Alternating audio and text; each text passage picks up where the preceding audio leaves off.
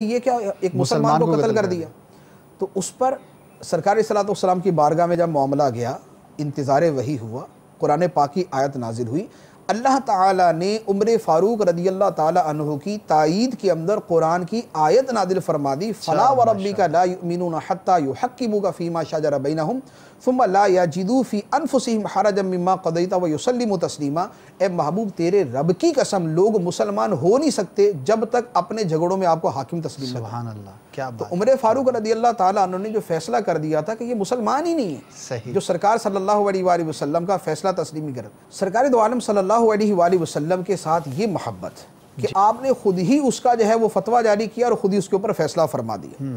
फिर इसी तरह नबी करीम सल्लल्लाहु अलैहि वसल्लम का जब विसाले मुबारक हुआ, विसाले मुबारक के बाद आपको यकीन ही नहीं आ रहा था कि सरकार दुनिया से तशरीफ ले गए। यानी आपका विसाले मुबारक हो गया, विसाले ज़ाहरी हो गया, आप उसको तस्लीम ही नहीं कर रहे थे। तलवार लेके खड़े हो गए और ऐलान कर रहे थे कि अगर किसी ने कहा कि नबी करीम सल्लल्लाहु अलैहि वसल्लम का विसाल हो गया, मैं उसकी गर्दन उतार दूंगा। ये मोहब्बत का वो गलबा था जो इस बात को तस्लीम ही नहीं करने दे रहा था कि सरकार दो आलम सल्लल्लाहु अलैहि वसल्लम हमारी ज़ाहरी आंखों से ओझल होने वाले हैं। ये मोहब्बत। फिर आप नबी करीम अलैहिस्सलातु वस्सलाम के साथ मोहब्बत का एक और अंदाज कि आप हजर अस्वद के सामने एक मरतबा खड़े हुए और हजर अस्वद को आपने फरमाया कि ए हजर अस्वद, तू एक पत्थर है, मैं तुझे ना चूमता, सही, लेकिन मैं तुम्हें इसलिए चूम रहा हूं कि मैंने अपने आका सल्लल्लाहु अलैहि वसल्लम को तुम्हें चूमते हुए देखा है। क्या बात है, मैं इसलिए ये कहकर आपने हजर अस्वद को बोसा दिया। गोया हजर यानी एक एक अमल के अंदर उनके ज़हन में तसव्वुर ये है, ताल्लुक सरकार से, ये इसका ताल्लुक नबी करीम सल्लल्लाहु अलैहि वसल्लम के साथ है, लिहाजा मैं इसलिए इसे बोसा दे रहा हूँ। क्या बात है। अच्छा, फिर सरकार दो आलम सल्लल्लाहु अलैहि वसल्लम के शहर मुबारक के साथ मोहब्बत कि आप दुआ किया करते थे, अल्लाह मरज़ुक़नी शहादतन फ़ी सबीलिक वजअल मौती फ़ी बलदी रसूलिका सल्लल्लाहु अलैहि वसल्लम। ऐ अल्लाह, मुझे अपने रास्ते में शहादत की मौत अता फरमा और मुझे अपने महबूब के शहर के अंदर मौत अता फरमा। शहादत चाहिए, लेकिन चाहिए मदीने में, और ये आपकी दुआ कबूल हुई। शहादत भी मिली, मदीना मुनव्वरा के अंदर भी मिली, और मदीना मुनव्वरा के अंदर ही आपकी जो है वो तदफीन हुई। अच्छा, फिर आपकी मोहब्बत का एक पहलू, यानी वो आपकी अजमत भी है, वो आपके साथ हमारी मोहब्बत भी है, और वो आपकी सरकार सल्लल्लाहु अलैहि वसल्लम के साथ मोहब्बत भी। सुभान अल्लाह। आपसे अगर मैं अर्ज़ करूं कि दाता साहब का मज़ार कहाँ है, सही, आपके देर में फ़ौरन जो है ना वो यानी दाता दरबार आ जाएगा, बेशक, अब उसका मंजर आएगा, सही। आपसे मैं कहूं कि अब्दुल्ला शाह गादी रहमतुल्लाह अलैह का मज़ार कहाँ है, तो आपको साहिल समंदर की वो बुलंदी के ऊपर नज़र आ जाएगा, सही। लेकिन अगर मैं आपसे कहूं कि सैयदना उमर फ़ारूक रदियल्लाहु ताला अन्हु का मज़ार मुबारक कहाँ है, सुभान अल्लाह, सुभान अल्लाह, क्या बात है। तसव्वुर में गुंबद खज़रा आएगा, आपके तसव्वुर के अंदर गुंबद खज़रा आ जाएगा, क्योंकि उमर फ़ारूक रदियल्लाहु ताला अन्हु का मज़ार गुंबद खज़रा है। सुभान अल्लाह, सुभान, क्योंकि सरकार सल्लल्लाहु अलैहि वसल्लम के कदमों में है, आपके पहलू में, आपके कुर्ब के अंदर। क्या बात है, क्या बात। और आपने अगर किसी भी मज़ार पे हाज़िरी देनी है तो आप उसके मज़ार पे जाते हैं, और अगर आप मुझसे ये कहें कि उमर फ़ारूक रदियल्लाहु ताला अन्हु के मज़ार पे हाज़िरी देनी है, आज उनका यौम उर्स है, उनके मज़ार पे हाज़िरी देनी है, क्या करूं, तो आपसे क्या जवाब मिलेगा? आपको जवाब मिलेगा कि सुनहरी जालियों के सामने चले जाएं। क्या बात है, सुभान, सुनहरी जालियों के सामने चले जाएं, आपको सैयदना उमर फ़ारूक रदियल्लाहु ताला अन्हु की बारगाह में सलाम अर्ज़ करने का मौका मिल जाएगा। और दुनिया का कोई मुसलमान, दुनिया का कोई मुसलमान जो हज करने जाएगा, उसको सरकार ने फरमाया कि हज करे और मेरी ज़ियारत ना करे, उसने मेरे साथ जुल्म किया। लिहाजा जो हाजी जाता है वो हज करने के बाद मदीना मुनव्वरा हाजिर होता है, और जब वो मदीना मुनव्वरा हाजिर होता है तो गोया सरकार ने इन दोनों बुजुर्गों को अपनी बारगाह में अपने साथ रख कर मुसलमानों पर ये लाजिम कर दिया कि जो मुझे सलाम करेगा वो उमर फ़ारूक को भी सलाम करेगा, सिद्दीक़ अकबर को भी सलाम करेगा। क्या बात है। तो जिनकी बारगाह में हाज़िरी का तसव्वुर किया जाए तो आपको सुनहरी जालियाँ याद है, आपको गुंबद खज़रा याद है, आपको मस्जिद नबवी याद आ जाए, आपको सरकार सल्लल्लाहु अलैहि वसल्लम का पड़ोस याद आ जाए, आपको मदीना मुनव्वरा याद आ जाए, तो उनकी सरकार सल्लल्लाहु अलैहि वसल्लम के साथ मोहब्बत का आलम क्या हो। सुभान अल्लाह, क्या बात है, क्या प्यारी गुफ्तगू है, और कितने प्यारे तसव्वुरात हैं। और सैयदना फ़ारूक आज़म रदियल्लाहु ताला अन्हु का मर्तबा, रुतबा, शान, ये वो इनामात हैं कि जब सारी ज़िंदगी सरकार सल्लल्लाहु अलैहि वसल्लम पर निसार रहे, कुर्बान रहे, माल हो या जान हो, वक्त हो, ख़ानदान हो, कुंबा हो, कुछ भी हो, सरकार सल्लल्लाहु ताला अलैहि वसल्लम की बारगाह में सब कुछ कुर्बान किया तो आका ने ऐसा इनाम अता फ़रमाया कि दुनिया से रुखसत होने के बाद भी अपने ग़ुलाम को अपने साथ रखा।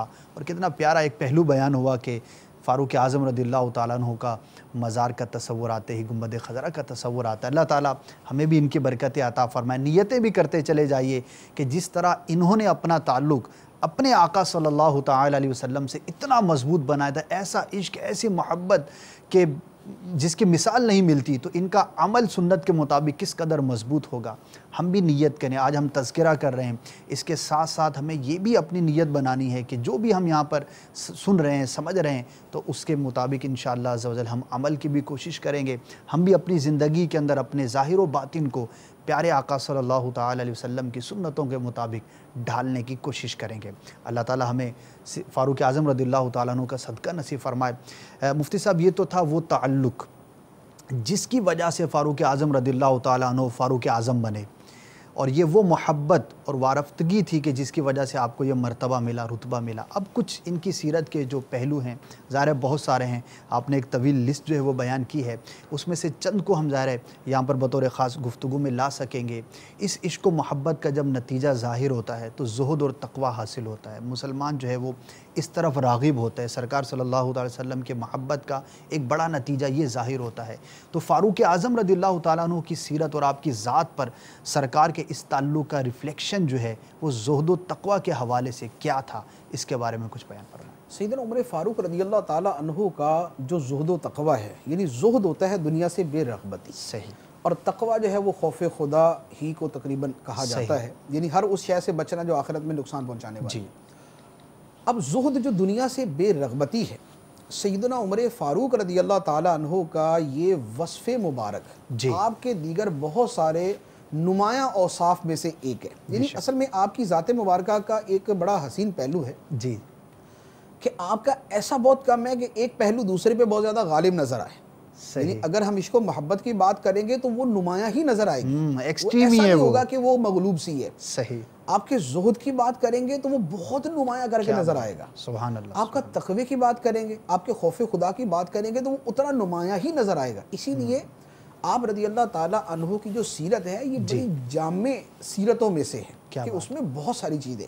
अब ज़ुहद के एतबार से आप देखें कि आप रदियल्लाहु ताला अन्हु का ज़ुहद ये था कि हुक्मरान बनने के बाद, यानी जब हाकिम बन चुके जी, हुक्मरान बनने के बाद भी जो आप लिबास पहनते थे उसके ऊपर 16 पैबंद लगे होते थे। अल्लाह अल्लाह अल्लाह, 16 पैबंद लगे होते थे। और अमीरुल मोमिनीन ने यहाँ से फट गया तो यहाँ एक पैबंद जोड़ दिया, यहाँ से फट गया तो इधर जोड़ दिया, इधर फट गया तो इधर जोड़ दिया, 16 पैबंद लगे होते थे। और उसके साथ आप रदियल्लाहु ताला अन्हु जब कहीं आपका आना हज के लिए जैसे गए जी, तो कोई प्रोटोकॉल नहीं होता था कि जनाब शहनशाह वक्त आ रहे हैं और अमीरुल मोमिनीन आ रहे हैं तो लिहाजा हटो बचो, ऐसा कुछ नहीं था। आपके साथ जो जाने वाले थे वो कहते हैं कि उमर फ़ारूक रदियल्लाहु ताला अन्हु का ये तरीका था कि रास्ते में जहाँ थकावट महसूस हुई दरख्त के नीचे अपनी चादर बिछाई सो गए, ज़मीन पर सो गए, ज़मीन के ऊपर सो गए। अल्लाह अल्लाह अल्लाह। क्यों? इसलिए कि दुनिया के साथ वो है ही नहीं कि जनाब हमें नरम और मखमली और गुदाज और आरामदेह और कंफर्टेबल किस्म के बेड हों, नरमो गुदाज जो हमारी सवारियाँ हो, नहीं, अपनी ऊँटनी पे सवारी कर रहे हैं, जहाँ पर आराम का मौका मिला ज़मीन के ऊपर आपने अपनी चादर बिछाई और चादर बिछा के सो गए। खाने के अंदर आपका ये मामूल मुबारक था कि रूटीन के अंदर भी आपका खाना इंतहाई सादा, इंतहाई सादा। और जब एक मरतबा कहत पड़ गया मदीना मुनव्वरा में, बल्कि अरब के अंदर कहत पड़ गया, बड़ा मशहूर वो कहत था, उस कहत के ज़माने में आपने अपनी ग़िज़ा इतनी कलील कर ली कि दूसरों को जो खाना मुयस्सर था उमर फ़ारूक रदियल्लाहु ताला अन्हु वो भी इस्तेमाल नहीं किया करते थे। कहत के ज़माने में भी जो लोगों को जो मिलता था आप वो भी इस्तेमाल नहीं करते थे। इसलिए जिन लोगों ने कहत से पहले और कहत के बाद देखा वो आपको देख कर कहा करते थे कि हुज़ूर आप बड़े कमज़ोर हो गए। सही सही। फिर आपके ज़ुहद का ये आलम था कि जब आप अमीरुल मोमिनीन बन गए, हाकिम बन गए जी, हाकिम बनने से पहले आप बड़े सेहतमंद और माशाल्लाह बड़े एक वो नज़र आते थे, आपकी सेहत नज़र आती थी ज़ाहिरी तौर पर। लेकिन हाकिम बनने के बाद यूँ कह लें कि जैसे एक कमज़ोरी और एक ज़ोफ़ की कैफियत आपकी तबीयत मुबारका के ऊपर नज़र आती थी। क्यों? इसलिए कि ज़ुहद जो है वो अपनी बुलंदियों को पहुंचता जा रहा था। तो ये आपका वो ज़ुहद मुबारक है। इसके इतने वाक़यात हैं, आपके ज़ुहद के इतने वाक़यात हैं कि वो पूरा एक सीरत मुबारक का बाब है। सुभान अल्लाह, क्या बात है। अल्लाह ताला हमें इसका भी सदका अता फ़रमाए। हम तो यही सादत समझते हैं कि अल्लाह ताला इनके सदक़े हमें इनके उस ज़ुहद और तक़वे के समंदर में से एक कतरा भी अगर नसीब हो जाए तो इंशाअल्लाह हमारा बेड़ा पार हो जाएगा। मुफ्ती साहब, असले जो फ़जीलत है उसमें एक इंसान की फ़जीलत कहें या मुसलमान की फ़जीलत कहें, वो इल्म है। इल्म जो है वो अमल से पहले है, इल्म के फ़ज़ाइल बेशुमार हैं, और जब भी किसी की सीरत का बयान हो तो ज़ाहिर है कि उसके अंदर इल्म का पहलू जो है वो बड़ा ही अहम हुआ करता है। बल्कि यूँ कहें कि सारी ही चीज़ें जो हैं अमल की, वो इसी का नतीजा और रिज़ल्ट हुआ करती हैं। सैयदना फ़ारूक आज़म रज़ियल्लाहु ताला अन्हु का इल्मी मकाम कैसा था और इल्मी तबहुर के बारे में आप क्या फ़रमाएँगे? देखिए, इल्मी मकाम का अंदाज़ा आप इससे लगाएँ कि उस हस्ती का इल्मी मकाम क्या होगा कि जिसकी बात की तायीद के अंदर अल्लाह ताला कुरान की आयतें नाज़िल फरमाए। सुभान अल्लाह, सुभान अल्लाह। यानी ये इल्म का मकाम है कि एक बात बगैर वही के सैयदना उमर फ़ारूक रज़ियल्लाहु ताला अन्हु फरमा रहे और अल्लाह ताला उसकी तायीद के अंदर कुरान की आयतें नाज़िल फरमा रहे हैं। अब एक तो वही वाक़या जो अर्ज़ किया जी, जो मुनाफिक के वो कत्ल वाला था। दूसरा, आपने एक मरतबा नबी करीम अलैहिस्सलातु वस्सलाम की बारगाह में अर्ज़ किया, या रसूलल्लाह सल्लल्लाहु अलैहि वसल्लम, ये जो मकाम इब्राहीम है हम इसे जाए नमाज क्यों ना बना लें। तो अब इसे जाए नमाज बनाने के बारे में कहा, कुरान पाक की आयत मुबारक नाज़िल होगी, वत्तखिज़ू मिन मकाम इब्राहीम मुसल्ला, ए मुसलमानों मकाम इब्राहीम को नमाज की जगह बना लो। सुभान अल्लाह। जो आपने कहा अल्लाह ताला ने कुरान की आयत नाज़िल फरमाई। क्या बात है। अज़वाज मुतहरात के पर्दे के हवाले से एक मरतबा आपने कलाम किया कि या रसूलल्लाह सल्लल्लाहु अलैहि वसल्लम, इनको घरों में बंद कर दें, सही, इनको बाहर ना निकलने दें। सही। तो अज़वाज मुतहरात ने तो उसके ऊपर जो है वो कलाम किया, क्योंकि पर्दे का हुक्म उस वक्त तक नाजिल नहीं हुआ था, ठीक है, तो इसलिए वो बाहर निकलती। सही।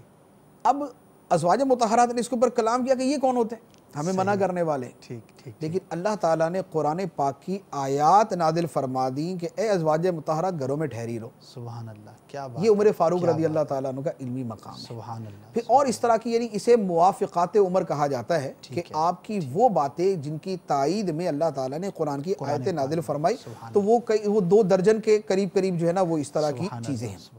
अच्छा, फिर उसके साथ आपके इल्म दीन सीखने का शौक़ आप मुलाहज़ा फरमाएं, यानी जिसमें हमारे लिए भी दर्स है कि इल्म दीन सीखने में जज्बा कैसा होना चाहिए।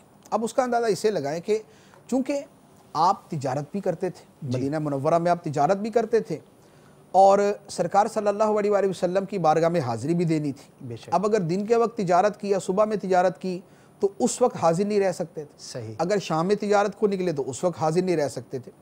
तो आपने एक अंसारी सहाबी के साथ ये तय किया हुआ था कि जिस वक्त मैं तिजारत के लिए जाऊंगा, तुमने तिजारत में नहीं जाना, तुमने सरकार की बारगाह में रहना है। अच्छा, सुभान अल्लाह, अंडरस्टैंडिंग बना ली। और जो आप फरमाए ना वो तुमने सुनना है। सही। और जिस वक्त तुम तिजारत पे जाओगे तो मैं हाजिर हो जाऊंगा। सही। और फिर जब हम मिलेंगे तो जो बातें मैंने तुम्हारी अदम मौजूदगी के अंदर सुनी होंगी वो मैं तुम्हें बता दूंगा, और जो तुमने बातें मेरी अदम मौजूदगी में सुनी होंगी वो तुम मुझे बता देना। सुभान अल्लाह। ये आपकी बाकायदा अंडरस्टैंडिंग थी कि नबी करीम सल्लल्लाहु अलैहि वसल्लम का कोई फरमाने मुबारक, सुभान अल्लाह, आपकी कोई हदीस मुबारक, आपका कोई भी कलाम जो है उसके इल्म से मैं महरूम ना हो जाऊं। क्या बात है। लिहाजा अक्सर व बेशतर तो खुद हाजिर रहते। सही। लेकिन जिस वक्त हाजिर ना होते उस वक्त एक अंसारी साहबी को मुकर्रर किया हुआ था कि तुमने बुरी बातें सुननी और मुझे बतानी। कितनी बड़ी मिसाल। तो अब जिसने इस कदर तंदही के साथ और इस कदर जज्बे के साथ इल्म हासिल किया होगा उसका इल्म कैसा होगा। सुभान अल्लाह। फिर आपके इल्म के ऊपर खुद नबी करीम अलैहिस्सलातु वस्सलाम की गवाही और आपकी शहादत मौजूद है। सरकार सल्लल्लाहु अलैहि वसल्लम ने एक मरतबा सहाबाए किराम से अपना एक ख्वाब बयान फरमाया। फरमाया, मैंने ख्वाब देखा, मुझे दूध का प्याला पेश किया गया। सही। मैंने वो पिया, इतना पिया कि मैं सैर हो गया। सही। और मुझे उसकी सैराबी इतनी महसूस हुई कि मुझे लगा कि मेरे नाखूनों के नीचे तक उस दूध की तरी पहुंच गई है। अल्लाह अल्लाह। सही। तो मैंने इतना पीने के बाद जो बचा हुआ था प्याले में वो मैंने हज़रत उमर को दे दिया। सुभान अल्लाह। सहाबाए किराम ने अर्ज़ की, या रसूलल्लाह सल्लल्लाहु अलैहि वसल्लम, आपने इसकी ताबीर क्या समझी, कि इसकी ताबीर क्या है, कि दूध वो है क्या। सुभान अल्लाह। सरकार ने फरमाया, इल्म। वाह वाह, क्या बात। कि इल्म जो है सरकार सल्लल्लाहु अलैहि वसल्लम मुजस्समे इल्म है, बेशक सरतपा इल्म है, आपकी ज़ात ही इल्म है। आप अव्वलीन आखिरीन का उलूम रखने वाले हैं और सरकार ने अपने इल्म मुबारक के प्याले से बचा हुआ जो इल्म है वो उमर फ़ारूक रज़ी अल्लाह ताला अन्हु को अता फरमा दिया। तो जिनको सरकार सल्लल्लाहु अलैहि वसल्लम ने खुद इल्म अता फरमाया और जिनके बारे में खुद बता दिया कि मेरा बचा हुआ इल्म उमर फ़ारूक रज़ी अल्लाह ताला अन्हु के पास है, तो उनका इल्म कैसा होगा। इसीलिए आपके इल्म के बारे में दीगर सहाबा किराम गवाही दिया करते थे। चुनाचे हज़रत अब्दुल्लाह इब्न मसूद रज़ी अल्लाह ताला अन्हु फरमाते हैं कि अगर तमाम क़बाइल अरब का इल्म एक पलड़े में रख दिया जाए और उमर फ़ारूक का इल्म दूसरे पलड़े में रख दिया जाए तो उमर फ़ारूक वाला पलड़ा ही गालिब आएगा। सुभान अल्लाह, सुभान अल्लाह। और एक और फरमान है, आप हज़रत अब्दुल्लाह इब्न मसूद रज़ी अल्लाह ताला अन्हु ही कहे, आपने फरमाया कि वो एक घड़ी जो मैंने सैयदना उमर फ़ारूक रज़ी अल्लाह ताला अन्हु की सोहबत में गुजारी है, वो एक घड़ी मेरे नज़दीक एक साल की इबादत से बेहतर है। सुभान अल्लाह, सहाबी कह रहे हैं। उनके साथ रहकर जो मैंने इल्म सीखा वो एक साल की इबादत से भी ज़्यादा। सुभान अल्लाह। फिर उमर फ़ारूक रज़ी अल्लाह ताला अन्हु का, अच्छा अब इतना इल्म, इसके साथ आपका एक ख़ास अमल है जो बतौर ख़ास जो अहले इल्म है उनके लिए काबिल तक़लीद है। वो क्या कि अब इल्म तो इतना है, सही, बेपनाह इल्म, बेपनाह इल्म, बेपनाह इल्म। इल्म के 9 हिस्से आपके पास हैं या कबाइल अरब के सारे इल्म से बढ़ के आपका इल्म है, लेकिन इसके बावजूद आपका तर्ज अमल ये था कि जब कोई मसला दरपेश आता तो आप सहाबा किराम को जमा फरमा लेते। सुभान अल्लाह। एक मसला आया है, उसका जवाब चाहिए और हो सकता है कि उन सबसे ज़्यादा इल्म आप ही का होता हो, ठीक है, लेकिन इसके बावजूद भी आपका तरीक़ाकार ये था कि आप सहाबा किराम को जमा करते और उनसे वो मशवरा करने के बाद लोगों को मसला बयान फरमाया करते थे। तो ये सैयदना एहतियात, उमर फ़ारूक रज़ी अल्लाह ताला अन्हु की एहतियात भी है, इल्म भी है और मसाइल बताने के अंदर आपका एहतियात और खौफ खुदा भी। सुभान अल्लाह, क्या बात है। अल्लाह ताला हमें भी इल्म दीन का ज़ौक़ और शौक़ अता फ़रमाए। मदनी काफ़िले के मुसाफिर इस्लाम भाइयों जो माशाअल्लाह इस वक्त भी सफ़र पर हैं, वैसे मुहर्रमुल हराम बिलखुसूस मदनी काफ़िलों का एक यूँ समझिए कि साल में एक बहुत बड़ा इवेंट होता है। वैसे तो सारा साल ही काफ़िले सफ़र करते हैं, लेकिन देखा है एक बहुत बड़ी तादाद में इस्लामी भाई सफ़र इख्तियार करते हैं और हमारे माहौल के अंदर मदनी काफ़िलों में सफ़र इख्तियार करना इल्म दीन हासिल करने का एक बेहतरीन ज़रिया है। 8, 9, 10 मुहर्रमुल हराम की छुट्टियां भी करीब हैं। बहुत सारे शोबाजात जो उनके अंदर छुट्टियां होते हैं, उमूमन कह सकते हैं कि एक बहुत बड़ी तादाद होती है जो इन छुट्टियों को वैसे ही अपने घरों पर गुजार देती है। फ़ारूक आज़म रज़ियल्लाहु ताला अन्हु का तज़किरा हुआ और वो जज्बा इल्म दीन हासिल करने का आपने सुना। आप भी नियत कर लीजिए अगर अभी तक नहीं की कि इंशाअल्लाह अज़्ज़ व जल फ़ारूक आज़म रज़ियल्लाहु ताला अन्हु के इसाले सवाब ही के लिए मैं मदनी काफ़िले में ज़रूर सफ़र इख्तियार करूँगा, जो माशाअल्लाह इस वक्त फ़ैज़ान मदीना में माशाअल्लाह एक बड़ी तादाद के अंदर हाजिर हैं। मदनी मुज़ाकरों का रोज़ाना रात को इशा के बाद तकरीबन 8 बजे सिलसिला शुरू हो जाता है। तो वो भी खुश नसीब हैं कि उनको भी इल्म दीन हासिल करने की राह में सफ़र की सआदत मिली। अल्लाह ताला हम सबको इसका भी ज़ौक़ और शौक़ अता फ़रमाए और जो कुछ हम सीखें उसके मुताबिक अमल करने का जज्बा भी नसीब फरमाए। 9-10 मुहर्रम के काफ़िले में इमाम हुसैन रज़ी अल्लाह ताला अन्हु की भी शुहदा करबला की नियत भी उसमें शामिल की जा सकती है। इसाले सवाब तो सबको किया जा सकता है। तो आज के दिन की नियत सैयदना उमर फ़ारूक रज़ी अल्लाह ताला अन्हु के वाले से, और उस दिन जब जाएँ तो उसके अंदर दीगर हमारे जो बुज़ुर्ग हैं, हमारे जो सरों के ताज हैं, उनकी भी नियत शामिल की जा सकती है। तो इंशाअल्लाह अज़्ज़ व जल उनके बारगाह में जब हम सवाब का तोहफ़ा पेश करेंगे तो उनकी जानिब से भी ज़रूर अताएँ होंगी। मुफ्ती साहब एक और बड़ा ही पहलू है, ये भी आपने खुद ही फरमाया कि जिस भी पहलू को देखें वो एक्सट्रीम पोजीशन पर नज़र आता है। इल्म की बात हुई, फ़ारूक आज़म रज़ियल्लाहु ताला अन्हु की शुजाअत, बहादुरी और मुजाहिदाना सलाहियतें ये भी बड़ी मशहूर हैं। इसके अगर कुछ पहलू बयान हो जाएँ तो हमारे लिए बाइस फ़ख्र होगा। देखिए, आपकी बहादुरी और शुजाअत और आपका जो मुजाहिद होना था, ये तो ऐसी बात है कि यानी इसको भी आप वही कह सकते हैं कि ये भी आपके नुमाया औसाफ में से एक है। जी जी, क्योंकि आपका जो तारुफ है वो एक आदिल हुक्मरान के तौर पे है। जी, ठीक। और हाकिम की सल्तनत जितनी मजबूत है वो हाकिम उतना ही बड़ा बहादुर और शुजा है। बेशक। उमर फ़ारूक रज़ी अल्लाह ताला अन्हु की शुजाअत में पहले तो आप ये देखें कि आप ज़माना इस्लाम से पहले भी, ठीक है, आप पहलवान थे। अच्छा, यानी कुश्तियों में, रेसलिंग के अंदर हिस्सा लेते थे और आपसे कभी कोई जीत नहीं सकता था। सही, ये आपके वाक़यात बाकायदा मौजूद है। अच्छा, आप जब मुसलमान हुए उस दिन इस्लाम को जो कुव्वत मिली वो उससे पहले नहीं थी। सही। आप रदी अल्लाह ताला अन्हु के इस्लाम कबूल करने से पहले मुसलमान छुपकर इबादत करते थे, ठीक है। लेकिन जब आपने इस्लाम कबूल कर लिया तो मुसलमान एलानिया खाना काबा में जाके उन्होंने नमाज पढ़ी। सुभान अल्लाह, ये बहादरी। अच्छा, फिर जब आपने हिजरत की, उस हिजरत का वाक़या आपकी बहादरी का सबूत है कि सब ने छुप कर हिजरत की, ठीक है। लेकिन उमर फ़ारूक रदी अल्लाह ताला ने जब हिजरत की तो आप खाना काबा गए, तवाफ़ किया, नमाज पढ़ी, और उसके बाद वहाँ जितने बड़े बड़े बहादुर सरदार बैठे हुए थे उन सब से एलानिया इरशाद फरमाया कि तुम में जिसने अपनी बीवी को बेवा करना है और अपने बच्चों को यतीम करना है वो मेरे मुकाबले में आ जाए। क्या बात है, ललकार थी ये। मैं हिजरत करके जा रहा सुभान हूँ, अल्लाह। जिसने मुकाबला करना सामने आ जाए। अब मक्के के बहादुर और जनाब सिपा सलार और ये सब बैठे हुए, लेकिन किसी में ये हिम्मत ना हुई कि वो आपके सामने आ सके। यूं आप ऐलान फरमाकर आपने हिजरत की। सुभान अल्लाह। अब ये शुजाअत और ये बहादरी, क्या बात, यानी ये तो अपनी इंतहा को पहुंची हुई है। सुभान अल्लाह। अच्छा, फिर आपकी बहादरी का ये देखें, गज़वात के अंदर आपने तमाम गज़वात में शिरकत की, सही। और सबके अंदर ही आपने बहादुरी के जौहर दिखाए। और नबी करीम सल्लल्लाहु अलैहि वसल्लम ने गज़वात के अंदर जिन सहाबाए किराम से सबसे ज़्यादा मशवरा किया जंगी हिकमत अमली के एतबार से, फ़ौज की तैयारी, रवानगी के एतबार से, जहाँ क़याम करना है, दुश्मनों से जैसे मुकाबला करना है, उन चीज़ों के एतबार से जिनसे सबसे ज़्यादा मशवरा किया वो दो हस्तियाँ थीं। अच्छा।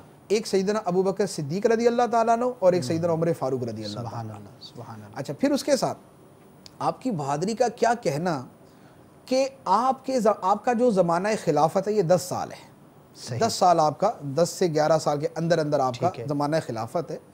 उस ज़माना खिलाफत में जो मुसलमानों ने फतूहात की जी, वो फतूहात हैं 22 लाख मुरब्बा मील। 22 लाख मुरब्बा मील, इतना बड़ा एरिया। मुरब्बा मील का एरिया इस्लामी सल्तनत में दाखिल हुआ। वाह वाह। 22 लाख मुरब्बा मील होता कितना है? पाकिस्तान से 4 गुना बड़ा। पाकिस्तान का जो रकम है ना 7,96,095 किलोमीटर, ये किलोमीटर में, वो माइल्स की बात कर रहा हूँ, ठीक है, इससे 4 गुना बड़ा। यानी 4 पाकिस्तान मिल जाए, इतना बड़ा रकबा आपने 10 साल के अंदर इस्लामी सल्तनत में शामिल फरमाया। और ये इस्लामी सल्तनत में शामिल करना सिर्फ यूं नहीं था कि फतह कर लिया और ख़त्म। उन इलाकों को फतह करके वहाँ इस्लामी कल्चर, इस्लामी तहजीब, इस्लामी निज़ाम, इस्लामी तर्ज़ ज़िंदगी को इम्पोज कर देना, बाकायदा नाफिज कर देना। सही। और उन लोगों के अंदर इस्लाम को डाल देना, उनके दिलों तक इस्लाम को पहुँचा देना। ये आपकी जो है वो कारनामों में से है। तो 10 साल के अंदर जिसका रकबा, जिसने इतना रकबा जो है वो इस्लामी सल्तनत में शामिल किया, इसीलिए उलमा ने लिखा है कि काश 10 साल अगर और मिल जाते तो पूरी दुनिया के ऊपर इस्लामी सल्तनत और इस्लामी हुकूमत नाफिज हो जाती। क्या बात है। अल्लाह ताला फ़ारूक आज़म रदियल्लाहु ताला अन्हु की बहादुरी का सदका हमें भी नसीब फरमाए। मुफ्ती साहब, इतना बड़ा एक माशाल्लाह आपका ताल्लुक़ रहा लोगों के साथ, आप अमीरुल मोमिनीन बने, सहाबाए किराम अलैहिमुर रिदवान के साथ वक्त गुजारा, इसी तरह दीगर अक़वाम के साथ भी ताल्लुक़ात हुए, आप खलीफा वक्त रहे, इतनी बड़ी सल्तनत थी, लोगों से रात दिन का ताल्लुक़, आप गोशा नशीन नहीं थे, लोगों के दरमियान रहा करते थे। तो जब भी लोगों के साथ किसी का कांटेक्ट होता है तो एक पब्लिक जो सोशल ताल्लुकात होते हैं उसकी बात ज़रूर आया करती है। तो फ़ारूक आज़म रदियल्लाहु ताला अन्हु का हुकूकुल इबाद के पहलू के हवाले से जो लोगों के साथ ताल्लुक़ था, उसकी एहतियातें और उसमें जो आपका जो तर्ज़ अमल था वो कैसा था? हुकूकुल इबाद तो वो बुनियादी चीज़ है कि जिसकी अदायगी के बगैर एक आदमी सही मुसलमान भी नहीं बन सकता, यानी नेक लोगों की फहरिस्त में भी दाखिल नहीं हो सकता। ठीक है। और उमर फ़ारूक रदी अल्लाह ताला अन्हु वो हैं जो सय्यदुस सालिहीन हैं, यानी सालिहीन के सरदार हैं, मुत्तकीन के सरदार हैं। आप रदी अल्लाह ताला अन्हु का जो हुकूकुल इबाद का मामला था जी, उसे समझने के लिए जो आपके बड़े पैमाने पर इक़दामात हैं जी, वो मैं अर्ज़ करता हूँ। जो जुज़वी वाक़यात हैं वो बहुत सारे भी हैं और बड़े खूबसूरत भी हैं, लेकिन वो पूरा बयान है। ठीक है।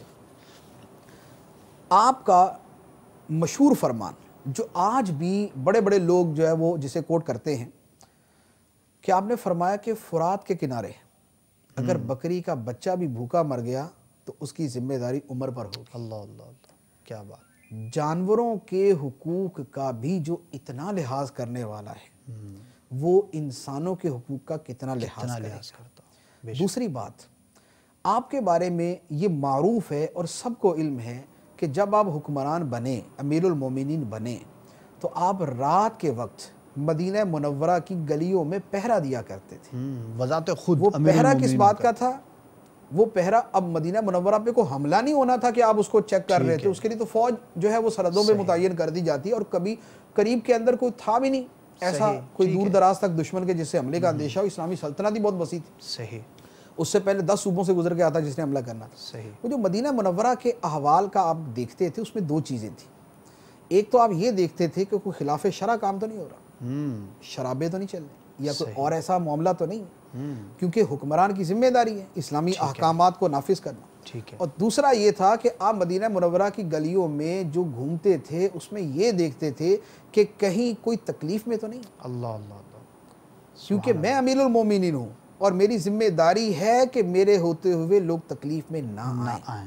तो आप मदीना मुनव्वरा की गलियों में इसीलिए चक्कर लगाते थे ताकि लोग अगर किसी तकलीफ में हैं तो उनकी तकलीफ दूर कर सके, और फिर इसके वाक़यात भी मिलते हैं। सुभान अल्लाह, सुभान कि आपने यानी एक जगह देखा कि एक औरत जो है वो परेशान है और उसके बच्चे करीब बिलक रहे हैं, मालूमात की तो पता चला कि वो खाने के लिए कुछ नहीं है, तो आप रो पड़े, बैतुल माल गए, बोरी उठाई, अपने कंधे पे लादी और चल पड़े। गुलाम ने कहा कि हुजूर मैं उठाता हूँ। फरमाया क़यामत के दिन का बोझ कौन उठाएगा? अल्लाह अल्लाह अल्लाह। अपने कंधे पे लादी, उसके पास गए, जाके उसे दी, कहा कि पकाओ, पकाने के बाद कहा कि खिलाओ।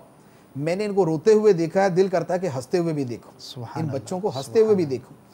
अब ये क्या है? ये हुकूकुल इबाद का इससे बड़ा तसव्वुर क्या हो सकता है? किसी हुक्मरान की ये जिम्मेदारियों में नहीं होता कि वो रातों को जाग के अपने शहर के अंदर पहरा दे। ठीक है, यूं इसके लिए वो अफराद मुकर्रर करता है जी। लेकिन सैयदना उमर फारूक रदी अल्लाह ताला अन्हु का एक जो हुकूकुल इबाद और लोगों की खैरखाही का जज्बा था, वो ये था कि आप मदीना मुनव्वरा के अंदर रातों को यूं घूमा करते थे। इसी तरह एक और वाक़या जिसमें था कि वो एक कोई शख्स आया, उसकी बीवी का जो है वो डिलीवरी का वक्त करीब था, तो कोई था नहीं उसके पास। आप अपने घर गए, अपनी ज़ौजा मोहतरमा को साथ लिया और उसके पास गए, जाकर उसका मामला हल किया। उसके बाद कहा कि सुबह जब अमीरुल मोमिनीन के पास जाना तो जाकर जो है ना उनके पास चले जाना, वो तुम्हें कुछ देंगे। सही। सुबह जब वो वहाँ पहुँचता है और जाके वो देखता है कि ये तो वही रात वाली हस्ती हैं क्या बात जिन्होंने मेरी खिदमत की। तो ये है लोगों की खैरखाई, ये है हुकूकुल इबाद का जज्बा।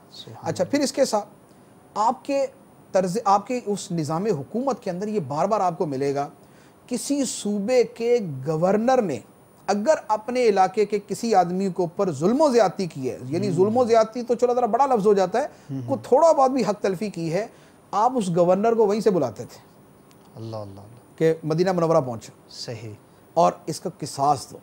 अल्लाह जिसने किसी के ऊपर ज़्यादती की, खा वो गवर्नर है, वो हाकिम है, वो एडमिनिस्ट्रेटर है, वो जो भी है, उमर फारूक रदी अल्लाह ताला ने उससे बराबर का किसास लिया। अगर किसी हाकिम के बेटे ने किसी के ऊपर ज़्यादती की तो आपने उसको बुलाकर यही फरमाया कि क्या तुम्हें मुसलमानों पर इसलिए हुक्मरान मुकर्रर किया है कि तुम्हारे बेटे दूसरों के ऊपर ज़्यादती करें? अल्लाह अल्लाह, क्या या किसी को अगर यूँ गुलाम बना के रखा हुआ तो फरमाया कि इनकी माओ ने इनको आज़ाद जना था, तुमने कब से इन्हें गुलाम बना लिया? हुक्मरान का मामला अपनी रियाया के साथ गुलामों वाला नहीं होता कि उनको गुलाम बना के रखे, भाइयों वाला और औलाद वाला होता है। वो आज़ाद हैं, उनकी माओ ने आज़ाद जना है, उनके साथ वही मामला किया जाएगा। तो ये आपके जो इस तरह के जितने तर्ज अमल है, वफ़ात के वक्त आपने अपने बेटे को फरमाया कि मेरे ऊपर जितना कर्जा है उसकी जिम्मेदारी ले लो, सही, मेरे मेरे ऊपर कोई कर्जा बाकी ना रहे। तो आपके ऊपर 80,000 दिरहम कर्ज था। सही। और ये कौन है? ये हाकिम वक्त है, यानी 22 लाख मुरब्बा मील का हाकिम है। ये जो 4 मुल्कों के बराबर के रकबे के जो है वो हाकिम है, और वो 80,000 के मकरूज हैं। सही। और उस पर भी ये नहीं कह रहे कि चूंकि मैं हाकिम लिहाजा मुझे माफ़ कर दिया जाए, अपने बेटे से फरमाया कि इसकी जिम्मेदारी ले लो, अगर तुम नहीं कर सकते तो मेरे ख़ानदान पूरे से जो है ना वो जमा करके इसको अदा कर देना। तो हज़रत अब्दुल्लाह इब्न उमर रज़ी अल्लाह ताला अन्हुमा ने वो जिम्मेदारी ली, और आपके विसाल मुबारक शहादत के बाद 1 हफ़्ते के अंदर अंदर वो सारा कर्जा अदा कर दिया। क्यों? इसलिए कि कर्जा हुकूकुल इबाद से मुताल्लिक है। वाह, क्या बात है। इसमें बिलखुसूस जो साहिब मनसब लोग हैं, बहुत दर्स है एहसास ज़िम्मेदारी का। और कोई भी शख्स है, किसी भी मनसब पर फाइज़ है, घर का हाकिम है या किसी इदारे का हाकिम है या किसी मुल्क का हाकिम है, किसी भी सतह पर है कि जिसके मातहत कुछ लोग, कुछ अफराद जो है वो काम करते हैं, बहुत कुछ मदनी फूल हैं। मुफ्ती साहब, मुझे बताया गया कि वक्त जो है वो ख़त्म हो चुका। बहुत सारे सवालात थे, 1-2 मैंने स्किप भी किए, और बहुत सारे पहलू हैं, खौफ खुदा के वाक़यात पर बात करनी थी, इसी तरह और आप रज़ियल्लाहु तआला अन्हु की सखावत है, और बहुत सारे पहलू हैं। इब्तिदा में जैसा कि हमने बयान किया कि मुकम्मल सीरत का बयान इतने मुख्तसर वक्त में मुमकिन नहीं। ये सिलसिला करने का मकसद आपकी बारगाह में बुज़ुर्गों का तज़किरा और ये ज़िक्र पहुँचाना और करना, इसकी वजह ये होती है कि अल्लाह तबारक व ताला हमें भी तौफ़ीक अता फ़रमाए। जिस तरह इन्होंने अपनी ज़िंदगी गुजारी और कामयाब हो गए, आज इतनी सदियाँ गुज़रने के बाद भी दुनिया भर में इनका अच्छा तज़किरा मौजूद है और लोग आज भी इनकी सीरत पर अमल करके कामयाब हो सकते हैं। तो आप भी नियत कीजिए, मैं भी नियत करूं, अच्छी अच्छी नियतों के साथ जो है वो हम सिलसिले को जो है वो इख्तिताम की तरफ लेकर जाते हैं। अल्लाह ताला हम सबको फ़ारूक आज़म रज़ियल्लाहु ताला अन्हु की सीरत के मुताबिक अमल करने की भी तौफ़ीक अता फ़रमाए। हम आपसे इजाज़त चाहेंगे, आइंदा सिलसिले में इंशाल्लाह एक नए मौजू के साथ दोबारा हाज़िरी होगी, लेकिन मदनी चैनल आपके साथ है, आप मदनी चैनल के साथ रहिए। सल्लु अलल हबीब सल्लल्लाहु तआला अला मुहम्मद सल्लल्लाहु तआला अलैहि व आलिहि वसल्लम। खुली इस्लाम की आंखें, हुआ सारा जहां रोशन। खुली इस्लाम की आंखें, हुआ सारा जहां रोशन। अरब के चांद सदके क्या ही कहना तेरी तलअत का। अरब के चांद सदके क्या ही कहना तेरी तलअत का।